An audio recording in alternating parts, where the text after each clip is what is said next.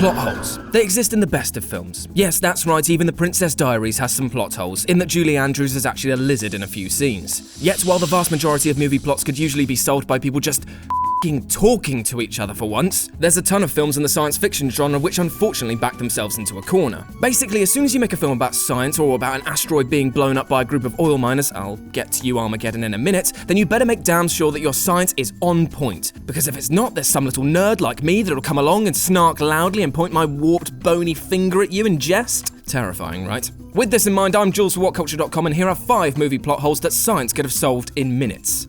Number 5. Check the blood. Contagion. The plot of Contagion, however unlikely it is that 2 viruses like Kim Kardashian and Kanye West combine to create something very nasty indeed and decimate the human race. However, the scientists in Contagion appear to overlook the one crucial lead that could result in a cure for one of the deadliest epidemics in human history. Matt Damon is immune to the disease. Matt Damon is immune to the disease. Did nobody think of getting the apparently immune husband of patient zero into the lab for at least a once-over? If he was producing antibodies to fight off the contagion, this could have helped with the swift production of a vaccine. If he was somehow genetically immune to the disease, perhaps in a similar way to those with genes for sickle cell anemia or resistant to malaria, then even that would give them a much better understanding of exactly how the disease infects its host. Maybe it would have turned out to be a false lead, who knows, but it would be probably worth just taking one quick look, just in case it saves millions of lives. Number 4. Don't build killer robots.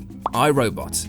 In this classically dystopian future, humanoid robots serve the human race's every single need. That is until they rise up and attempt to destroy their masters on the orders of renegade headcube AI, Vicky. Right, okay, a couple of things. Firstly, the humans lose some significant ground as they faff around quoting the 3 laws, despite the fact that Isaac Asimov spent most of his creative energy demonstrating how flawed they really are. Secondly, and more pertinently, why exactly did these household robots need to be equipped with the ability to run 100 miles an hour, leap 50 feet in the air, and slam their fists through goddamn tables? A super intelligent AI built on saving humanity from itself is all very well and good, but if it only has a bunch of weakling butler bots at its disposal, then it won't get very far. So that means that avoiding this robot uprising could have been as simple as ensuring that your robots are just capable of, folding the washing, but not ripping a man's ribcage open with their bare hands. Maybe something to bear in mind for the future.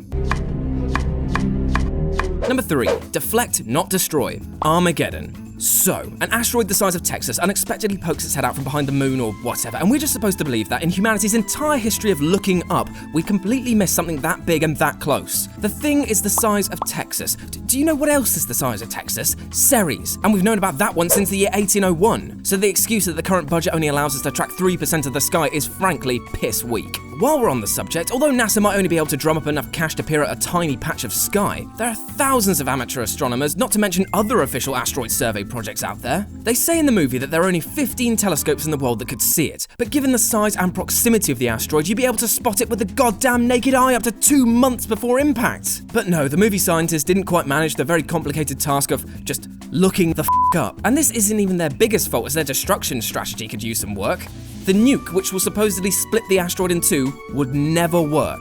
They could, however, stick it on the side of the giant space rock and knock it off course, but you'd never be able to split something that big with such a small impact. You ain't got the answer, Sway! Number 2. Skip the humans. The Matrix. As much as it speaks to the existential angst within us all, the chances of a super intelligent race of machines arriving at the idea of using humans for fuel is pretty slim. This isn't because the idea is grotesque or anything, but it's just wildly illogical. Humans would make extremely poor power sources. A far more efficient strategy would be to take whatever fuel you're using to keep the humans alive and use that to power your robot empire instead, entirely cutting out the need for leaky, flabby human bodies all over the place. Playing fast and loose with the laws of thermodynamics aside, the biggest flaw in the machine's plan is the Matrix itself. In order to keep the humans docile and compliant, they've had to create a vast virtual worlds for their minds to live in. Not only would the program itself take a load of precious energy to run, but it's a glaring weak spot in the machine's defenses, allowing humans to destroy them from the inside. If you're a super intelligent AI bent on world domination, you might want to consider rendering your human power plants brain dead before use.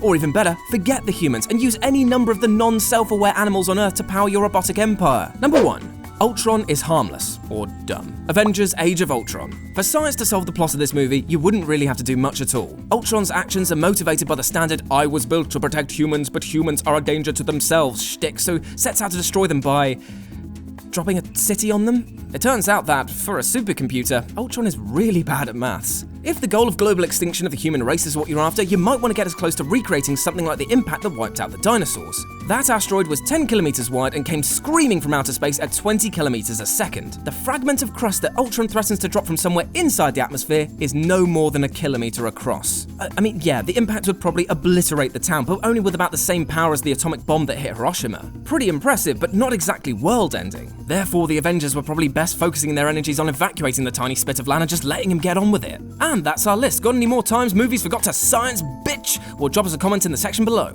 And if you want to come experiment with me, you can do so here and here. If you enjoyed the video, then like, share, and subscribe for more. I've been Jules for Whatculture.com, and I'll see you soon.